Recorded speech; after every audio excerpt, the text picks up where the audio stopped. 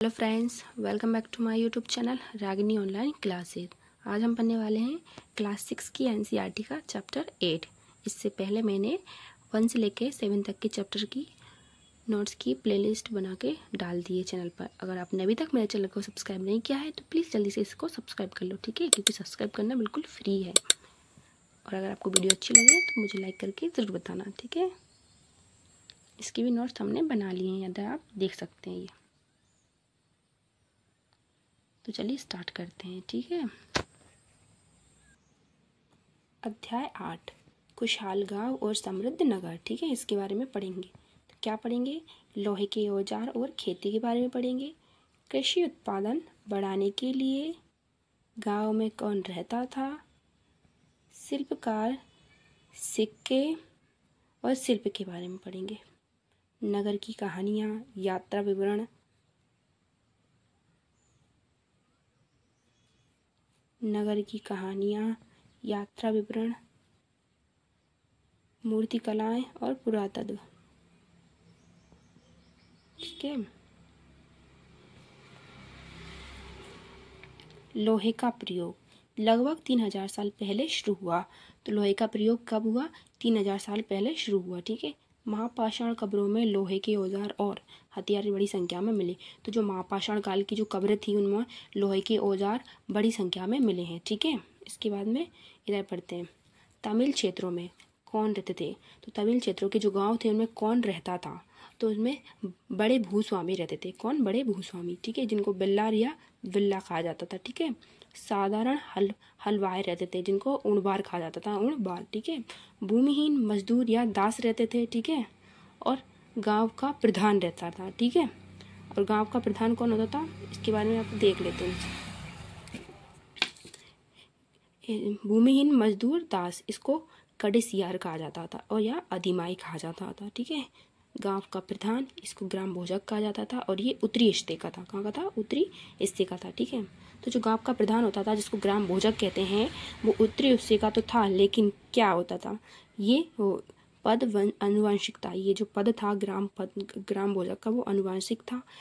ग्राम भोजक के पद पर आमतौर पर गांव का सबसे बड़ा भूस्वामी होता था। तो सबसे बड़ा जो होगा गांव में, जिसके पास ज़्यादा धन संपदा होगी, वही ग्राम भोजक के पद पर आता था, ठीक है। ये न्यायाधीश और कभी कभी पुलिस का काम भी करते थे। तो यही न्यायाधीश होते थे और कभी कभी पुलिस का काम भी यही देखते थे, ठीक है। पांचवा आता है स्वतंत्र कृषक। तो जो स्वतंत्र कृषक होते थे वो गृहपति होते थे, ठीक है। कौन होते थे? गृहपति। इसके बाद नीचे देख लेते हैं, श्रेणी।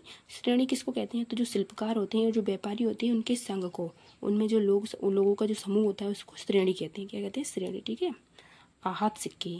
तो ये सिक्के सबसे पुराने आहत सिक्के थे। तो जो आहत सिक्के थे वो सबसे पुराने आहत सिक्के थे। आहत सिक्के थे जो थे आयताकार और वर्गाकार या गोल होते थे। तो ये या तो आयत की जैसे होते थे या वर्ग के या गोल आकार के होते थे, ठीक है। तो जो धातु की चादर से बनाए जाते थे। तो क्या होता था, धातु की चादर होती थी, उससे काट काट कर इसको बनाया जाता था, ठीक है। ये पुरातत्वविदों को इस युग के हजारों सिक्के मिले हैं जो करीब 5000 साल पहले चलते थे, ठीक है। तो कितने साल पहले? 500 साल पहले ये सिक्के चलते थे, ठीक है, जो पुरातत्वविदों को मिले हैं। इधर देख लेते हैं तमिल के बारे में। तो तमिल की प्राचीन रचनाओं को संगम साहित्य कहते हैं। तमिल की जो प्राचीन रचना होती थी उनको संगम साहित्य कहा जाता था। इनकी रचनाएं करीब 2300 साल पहले की रची गई थी। इनकी जो रचनाएं थी वो 2300 साल पहले की गई थी, ठीक है। इन्हें संगम साहित्य इसलिए कहा जाता है। इन्हें संगम साहित्य क्यों कहा जाता है? क्योंकि मदुरै की कवियों के सम्मेलन में इनका संकलन किया गया था। तो जो मदुरै के कवि थे उनके सम्मेलन में इनका संकलन किया गया था, ठीक है। और ये कौन थी? तमिल की संगम साहित्य, तमिल भाषा की जो संगम साहित्य थी उनका, ठीक है। फिर देखते हैं बलेकूप। तो बलेकूप क्या होते हैं? तो ये बलेकूप गुसलखानों, नालों या कूड़ेदान के लिए प्रयुक्त होते थे। पहले के टाइम पे जो बलेकूप होते थे वो गुसलखानों के लिए, नालों या कूड़ेदानों के लिए प्रयुक्त होते थे। बलेकूप लोगों के घरों में होते थे। ये कहाँ होते थे? लोगों के घरों में होते थे, ठीक है, कूड़ा करकट डालने के लिए।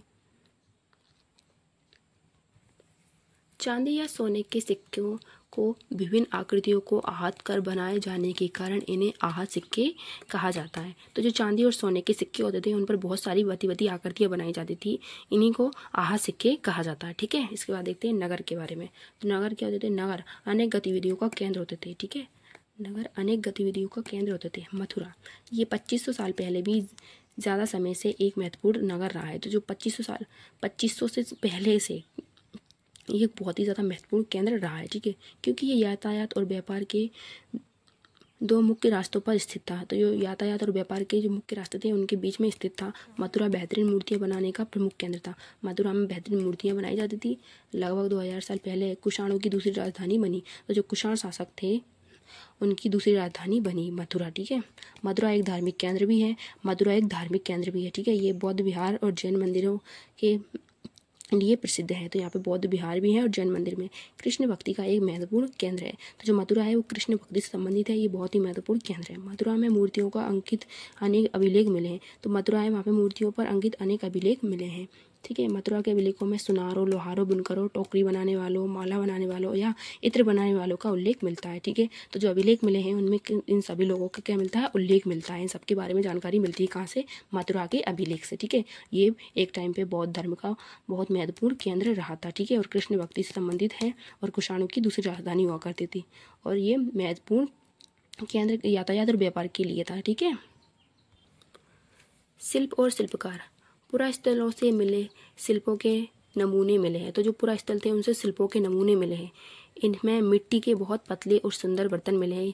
क्या मिला है? तो जो मिट्टी से पतले पतले और सुंदर बर्तन बनाए जाते थे वो मिले हैं, जिन्हें उत्तरी कार्ले चमकीले पात्र कहा जाता है। जिन्हें क्या कहा जाता है? उत्तरी कार्ले या चमकीले पात्र कहा जाता है, क्योंकि ये उपमहाद्वीप के उत्तरी भाग में स्थित है। तो ये जो शिल्प मिले हैं वो कहाँ मिले हैं? उपमहाद्वीप के उत्तरी भाग में, इसलिए इन्हें उत्तरी कार्ले कहा जाता है। ठीक है, उत्तरी काले चमकीले पात्र क्या होते हैं, उनको क्यों कहा जाता है?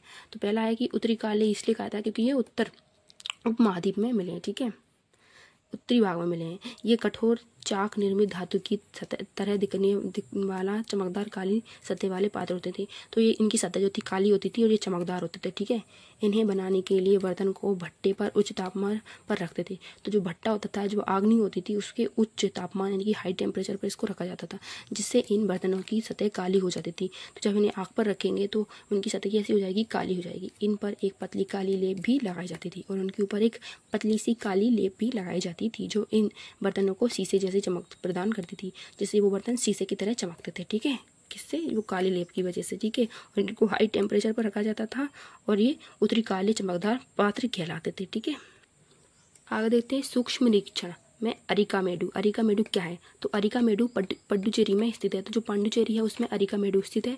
ये एक बंदरगाह है। अरिकामेडु क्या है? बंदरगाह। कहाँ पर स्थित है? पांडिचेरी में। ठीक है, 2200 से 1000 साल पहले अरिकामेडु एक पतन था। एक पतन मतलब बंदरगाह था। ठीक है, यहाँ दूर दूर से आए जहाजों से सामान उतारे जाते थे। तो जो दूर दूर से जो जहाज आते थे उनसे यहाँ पे सामान उतारे जाते थे। ये भूमध्य सागरीय क्षेत्र के एफोरा जैसे पात्र मिलते हैं यहाँ पे। भूमध्य सागर में जो क्षेत्र में उसमें जो जिस तरीके के पात्र मिले हैं वो यहाँ पे मिले, कहाँ पे? पुडुचेरी की अरिगोंडा बंदरगाह में। ठीक है, यहाँ एरेटाइन जिसे मोहर लगे लाल चमकदार पत्थर भी मिले हैं। यहाँ पे लाल चमकदार पत्थर भी मिले हैं। इन्हें इटली के एक शहर के नाम पर एरेटाइन पात्र के नाम से जाना जाता है। तो इटली का एक शहर है जिसका नाम है एरेटाइन, उसे एरेटाइल पात्र के नाम से इनको जाना जाता है। ठीक है, अरिकामेडु के जो पात्र हैं उनको। उसके बाद इधर की साइड देखते हैं। रोम यूरोप के सबसे पुराने शहरों में से एक है।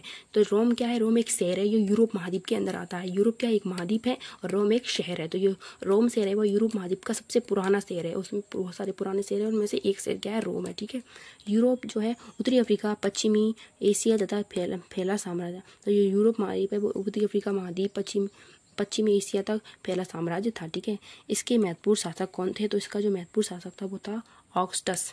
ऑगस्टस ने करीब 2000 साल पहले शासन किया।